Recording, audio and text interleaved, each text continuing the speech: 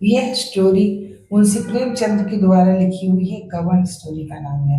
इसका पहला अध्याय मैंने आप लोग को सिखा दिया है। अब दूसरे अध्याय के बारे में बता दी हूँ मैं। इसका टाइटल है दिखावे की शुरुआत।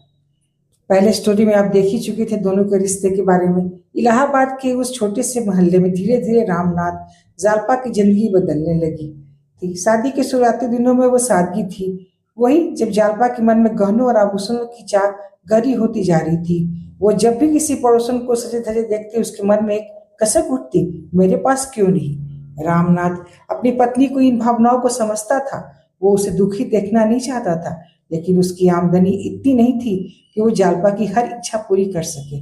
फिर भी समाज में इतनी इज्जत बनाए रखने और जालपा को खुश करने के लिए उसने एक रास्ता चुना, उधार का। एक दिन बाजार गया और सुनार को उधार लेकर सुंदर हार और कंगन खरीदने गया।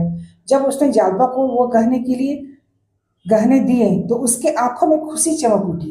वो आईने के सामने खड़ी होकर खुद को निहारने लगी। उस पल रामनाथ को लगा कि उसकी दुनिया में सबसे बड़ी खुशी पा ली है, लेकिन वो अस्थाई खुशी नहीं थी। धीरे धीरे जालपा की इच्छाएं बढ़ने लगी। अब उसे और गहनों की चाह होने लगी।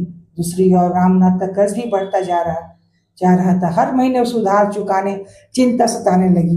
वो बाहर से मुस्कुराता, लेकिन अंदर की अंदर टूटने लगा था। समाज में लोग सब अब रामनाथ को अमीर और सफल आदमी समझने लगे। उसकी झूठी शान दिखावे ने उसे ऊंचा तो दिखाया, लेकिन उसके पैरों के नीचे की जमीन खिसकने लगी। रामनाथ अब झूठ बोलने लगा, कभी कभी अपनी आमदनी के बारे में, कभी अपने खर्चों के बारे में। वो जालपा से भी सच्चाई छिपाने लगा।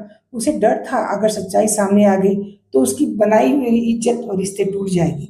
जालपा जो पहले सिर्फ गहनों के चाह में थी, वो धीरे धीरे इस दुनिया के दिखावे में खोने लगी।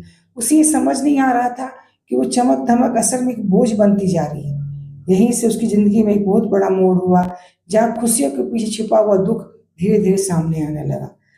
इस स्टोरी से ये मिलता है, अध्याय से ये मिलता है नॉलेज कि कैसे छोटी सी इच्छा जब दिखावे और समाज के दबाव से जुड़ जाती है, इंसान को गलत रास्ते की ओर ले जाती है। इसलिए अपनी इच्छा पे कंट्रोल रखना चाहिए। आपकी जितनी आमदनी हो उतना ही में रहिए। अगर आपको ये स्टोरी अच्छा लगता है, ये प्रेमचंद के द्वारा लिखी हुई है, तो आप मैं जो बोल रही हूँ अगर पसंद आता है आप लोगों को, तो मेरे चैनल को सब्सक्राइब कीजिए, लाइक कीजिए, शेयर कीजिए। थैंक्स।